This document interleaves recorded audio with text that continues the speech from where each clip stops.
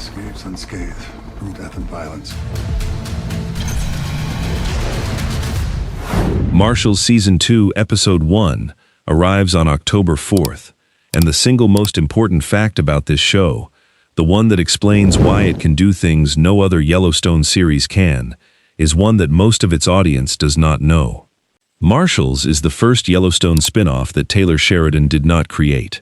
Spencer Hudnut created it for CBS. Sheridan is an executive producer alongside 10 other names, including Luke Grimes himself. That distinction is not a technicality. It means the creative authority over Kayce Dutton, the last surviving Dutton son, the character whose entire arc across 5 seasons of Yellowstone was written by Sheridan personally, now sits with a different showrunner, and that showrunner has been making decisions about where this story goes that Sheridan does not unilaterally control. Does that creative independence explain why Hudnut has been willing to publicly say that audiences deserve to see Kayce and Beth together again while Sheridan has said nothing? Does it explain why Marshals ended its first season with Tate Dutton kidnapped and taken to Texas, the exact state where Sheridan's own Dutton Ranch is set, on the same night Dutton Ranch ended with Carter taken in the same direction?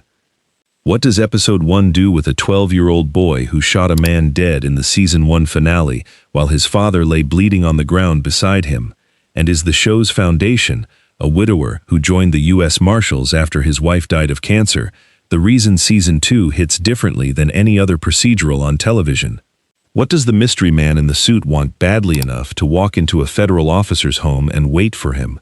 Every one of those questions has an answer, and this breakdown covers all of them. If this channel is where you come for the shows that live in your head rent-free, hit subscribe and drop a like. Every single Marshals breakdown drops here first. The single most emotionally consequential thing Episode 1 has to carry is the one that predates the series entirely. Monica Long Dutton is dead. She died of cancer, and the series premiere of Marshals revealed her fate to an audience that had spent 5 seasons of Yellowstone watching Kayce build a life around her. Kayce joined the U.S. Marshals after her death. That is the show's founding premise. Not a man seeking justice, not a lawman with a code, but a widower who took a badge because the alternative was sitting in a house with his son and nothing to do but grieve. However, unfortunately, that foundation is precisely what makes the Season 1 finale so devastating in retrospect. Kayce Dutton has already lost his wife. His father was murdered. His brother is dead. His sister moved to Texas. The Yellowstone Ranch is gone.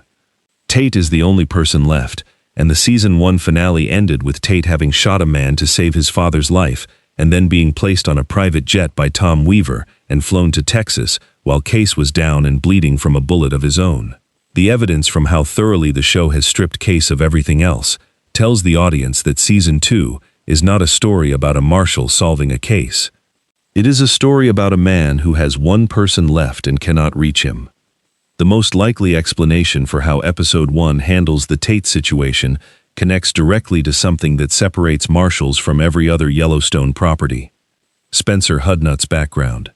Before Marshals, Hudnut ran SEAL Team on CBS, a series built around exactly this kind of psychological terrain. Operators whose professional competence exists in permanent tension with the damage their work does to the people they love. The evidence from how SEAL Team consistently structured its most effective episodes tells the audience that Hudnut does not treat trauma as a plot event that gets resolved and moved past. He treats it as an accumulating condition that changes how characters make decisions in every subsequent scene. The most logical conclusion from applying that approach to Tate Dutton is that Episode 1 will not simply acknowledge that the boy killed a man and move on to the rescue plot. It will make the killing the thing that determines how Kayce approaches everything else, because a father who knows his son has already crossed the line that has haunted his own life is a father operating under a completely different set of stakes than one who is simply trying to recover a missing child. However, unfortunately, the specific cruelty of Tate's situation is that what he did was correct. Thomas Rainwater was about to be killed. Kayce was down and bleeding. A 12-year-old picked up a weapon and stopped a murder, and by every measure available, that is the outcome everyone would have wanted. The evidence from how Yellowstone treated Kayce's own history with violence tells the audience that correctness provides no protection whatsoever. Kayce did the right thing when he went after the Beck brothers to recover Tate in Yellowstone Season 2. Marshals Season 1 established that the memory of what he did still shapes how his own colleagues look at him years later. The evidence strongly suggests that Episode 1 is where Kayce realizes his son is now carrying the same weight, at a considerably younger age, with considerably less understanding of what it costs. The theory that reframes the entire crossover conversation is the one about creative authority, and the evidence from who said what and when makes it more revealing than most fans have registered. Spencer Hudnut told Town & Country in March 2026 that he believes audiences deserve to see Kayce and Beth together again, a statement made months before either Season 1 finale aired, before the parallel kidnappings existed, before anyone knew the geography would align. Kelly Riley has said she wishes there were a crossover. Luke Grimes has said it is not out of the realm of possibility. Taylor Sheridan has said nothing. However, unfortunately, the silence from the one person whose approval would matter most is the detail that complicates every crossover theory.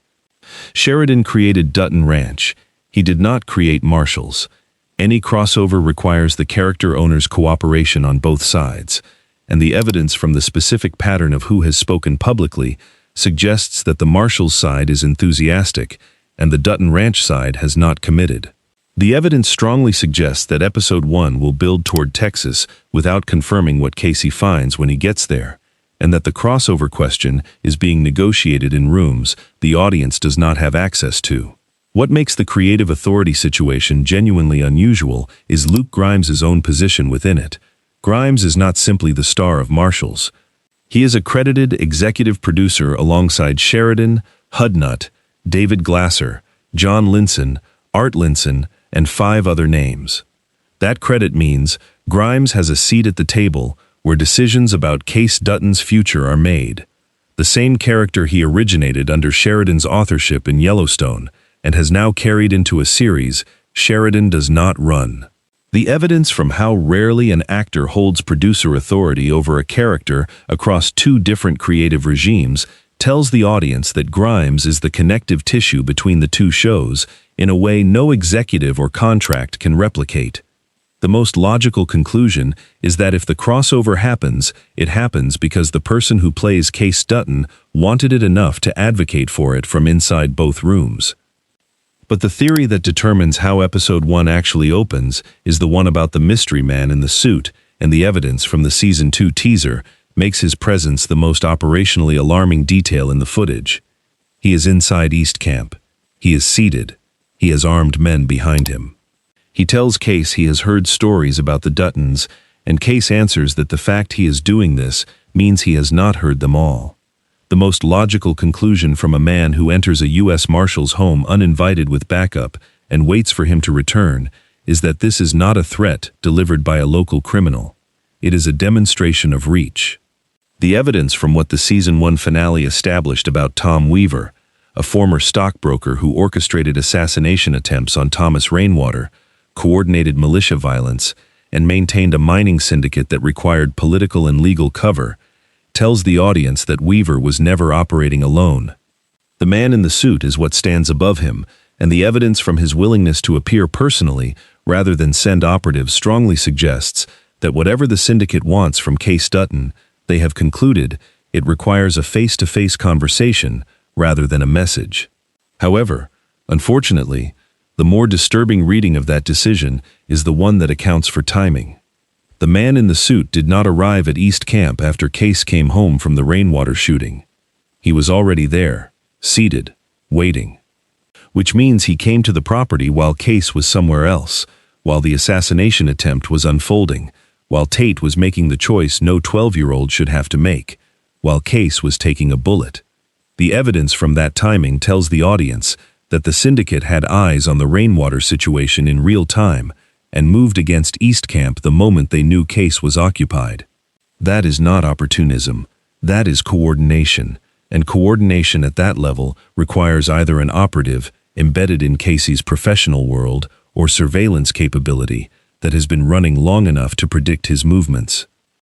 While the syndicate confrontation and the Tate situation dominate the episode 1 setup, there is a character whose season 2 position is more precarious than any other, and who the trailer places directly beside Kayce, Dolly Weaver. Ellen Jamison's Dolly spent season 1 as the woman Kayce was slowly, cautiously letting into his life after Monica's death. She told him she never cared about the land, only about him. And then her father revealed himself as the architect of every act of violence in the season and used a fishing trip as cover to take Kayce's son across state lines. The evidence from Dolly's placement in the season 2 trailer, standing alongside Kayce against the syndicate rather than apart from him, has convinced most fans that her loyalty question is settled. However, unfortunately, the settled loyalty is the less interesting version of her story. The most logical conclusion from how Hudnut has structured character arcs across his career is that episode 1 will show Dolly learning the full truth about what Tom did, and that the scene where the fishing trip becomes a kidnapping in her understanding is the moment that defines her entire season. She did not choose Kayce over her father in the season 1 finale because she did not know there was a choice to make. Episode 1 is where she finds out. What makes that discovery uniquely painful for Dolly is that she is the person who unknowingly made the fishing trip possible. Tom Weaver's access to Kayce, his credibility as a father figure, his standing as someone Kayce could trust enough to let his son get into a car with, all of it was built partly on the fact that Kayce was in a relationship with Tom's daughter. The evidence from how season 1 structured that relationship tells the audience that Dolly was not simply adjacent to her father's operation. She was the mechanism that made its most devastating move possible. And she did it while genuinely falling in love with the man it was aimed at. The evidence strongly suggests that season 2's most emotionally complicated arc belongs to a woman who has to reckon with having been used as the instrument of a kidnapping without ever having been told she was holding a weapon. The secondary element of episode 1 that carries the most institutional weight is the state of Kayce's team.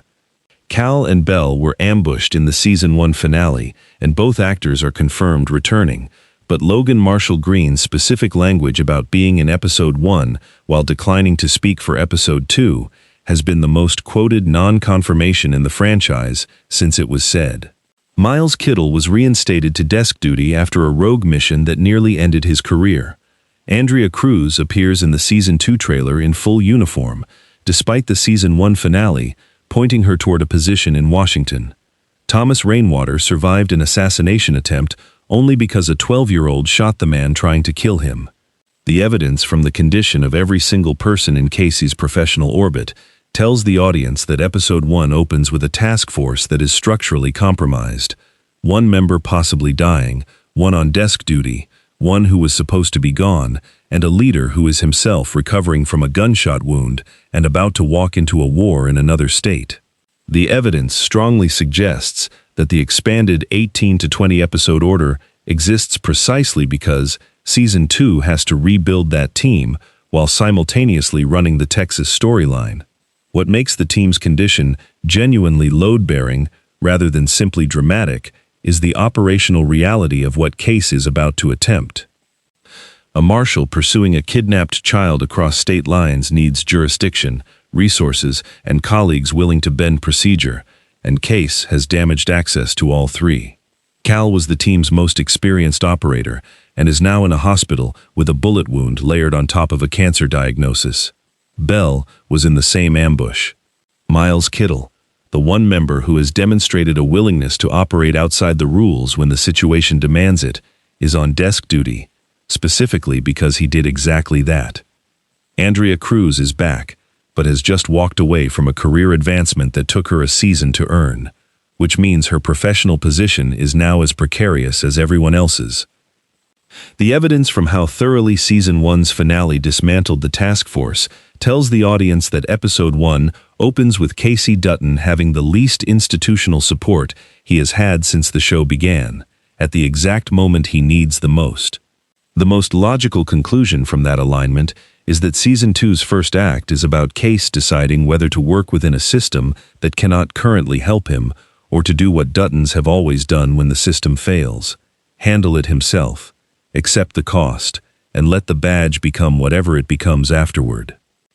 After everything the Season 1 finale established, and everything the confirmed premiere details reveal, the question every fan is holding is the practical one about when to watch. Marshals Season 2 premieres on CBS on Sunday, October 4th, 2026, at 8:30 p.m. Eastern and 7:30 Central, a one-off later start caused by an NFL doubleheader that pushes 60 minutes to 7:30 and slides the entire evening back. Tracker's Season 4 premiere follows at 9:30 that night, affected by the same slide. From October 11th onward, Marshals returns to its regular 8 p.m. Eastern Sunday slot with Tracker at 9. Paramount Plus premium subscribers can stream episodes live as they air. All other subscribers get them the following day. Season 2 runs 18 to 20 episodes, up from Season 1's 13. Production began June 8, 2026, in Park City, Utah, a location shift from the Montana settings Season 1 relied on, and barely 2 weeks after the Season 1 finale aired. Season 1's premiere drew 20.6 million multi-platform viewers within 7 days, making it the most-watched network original series premiere without a football lead-in since 2018, and the most-streamed episode in CBS history on Paramount Plus. CBS renewed the show after 2 episodes. Based on everything the trailer confirms and everything the finale left broken, Episode 1 is the most anticipated hour of broadcast television this fall. Now the conversation moves to the fans. 3 questions need answering before October 4th. Spencer Hudnut created Marshals, and Taylor Sheridan did not, which means the crossover everyone wants requires cooperation from a creator who has stayed publicly silent while everyone on the Marshals side has been openly enthusiastic. Does Episode 1 push Kayce toward Texas anyway and force the question, or does the show find a way to keep him in Montana until the negotiation resolves? Tate Dutton killed a man at 12 years old to save his father, and the show has spent 5 seasons of Yellowstone plus 1 season of Marshals establishing what that specific act does to a Dutton. Does Episode 1 give that moment the weight it deserves, or does the syndicate plot move too fast to sit with it? And the question that Monica's death makes most painful, Kayce Dutton took a badge because his wife died, and he had nothing else to do with his grief, and now the only person he has left is gone too. When Episode 1 shows him deciding what he is willing to do to get Tate back, is the audience watching a Marshal, or are they watching a man who has finally run out of reasons to stay one?